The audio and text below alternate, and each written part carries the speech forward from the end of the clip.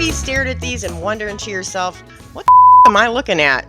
At first glance, you might think they're hash browns or maybe even French fried onions.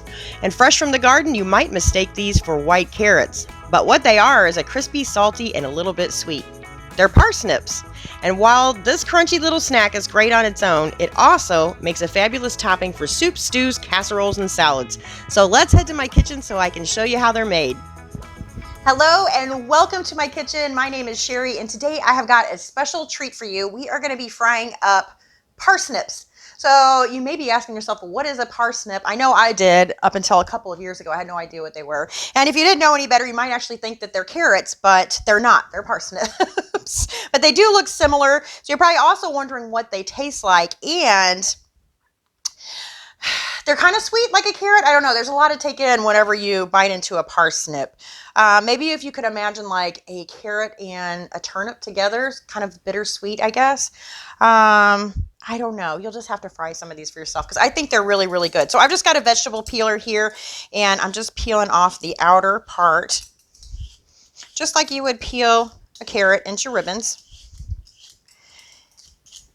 And whenever you shop for these, you want to look for the ones that are smaller and straight.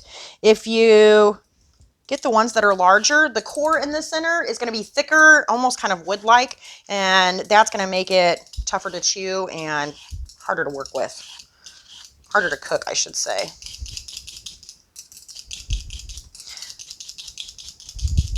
All right, I've got all the outer skin. I'm just going to brush this out of the way.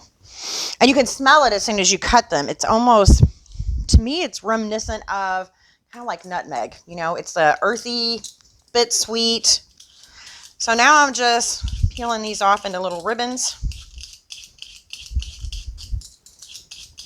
And these are full of vitamin A, vitamin K, folate, antioxidants. Really good for you. All right, I think that's enough. I'll save this one for a little bit later. I'm going to push this out of the way, grab my deep fryer, because I can't fit much in this deep fryer anyway.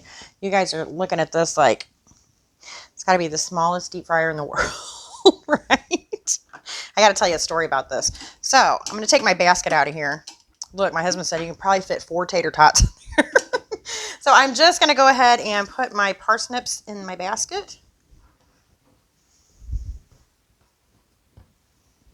I'm going to fry them up just like I would chips. I'm going to drop my basket down in there, close the lid.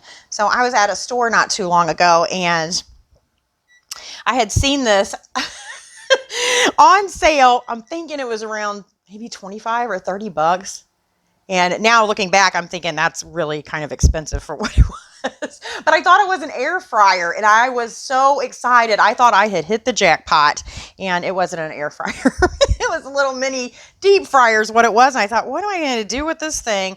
And then I got to thinking, well, it's probably going to be good for my show. It's a little easier to work with, but I can't put much in it. That's for sure. So I'm going to go ahead and open this up and shake these just a little bit. So these are going to turn brown. Put it back down in there. See, can you guys see? Or is there smoke coming up in there? Move it over a little bit. There we go. Yeah, they smell wonderful. So I'm going to go ahead and peel the rest of these while I'm waiting on those. We'll close the lid again. There we go. So I'm just going to peel up the rest of these, make a little plate of them so everybody can have a little snack this afternoon. And then I've also got a plate here with some paper towels on it just to drain these whenever I'm done. And I've got some salt ready to go. They're just like fries or potato chips. They're best whenever you salt them immediately after frying them. And normally when I deep fry stuff, I will let it drain like on a cookie sheet or a wire rack or something. So that way it's not sitting in the oil that you cooked it in. Whoops. That one's way over there. A little bit left on this one. And these come in a bag. I think I got 5 or 6 of them, just like you would buy carrots. They come just like that. All right, let's see what's going on in here. And those look good. Okay, so whenever you pull these out of the fryer, they're not going to be crispy at first. It's going to take just a little bit. So I'm going to let them sit there. I'm going to salt these really quick. I'm going to push this out of the way. All right, so I'm going to add some salt to these while they can still absorb it. I'm going to put another little batch in here. Actually, I might be able to fit all these in here, even though it's the mini air or deep fryer. Look, I still called it an air fryer. There we go. All right, I'm going to drop these back down in here. Close my lid. All right. And so these they're starting to crisp up just a little bit. I'm going to get rid of my trash over here real quick.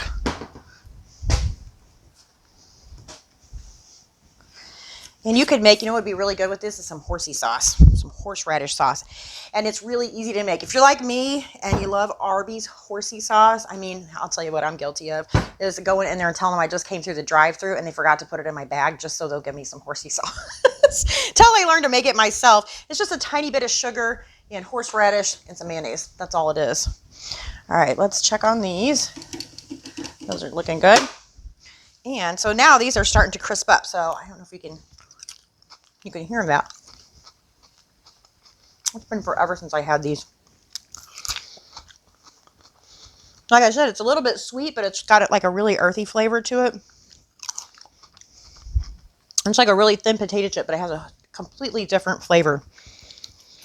And I'm thinking, you know, I put salt on these, but because they're kind of sweet like a carrot, I'm thinking you could probably sprinkle you could sprinkle something like a tiny bit of brown sugar on here, or maybe even some white granulated sugar mixed with a little bit of cinnamon. You know how they do tortilla chips, how you can fry them and make like the cinnamon crisp things? Something kind of like that. Anyway, these are delicious. I don't think I'm going to have enough here to share with everybody else. So let's check these. All right, those have a little bit to go. Anyway, I hope you guys enjoyed that. Try it because these are really, really good. So don't forget, like, subscribe, hit the bell, and I will see you next time. Bye.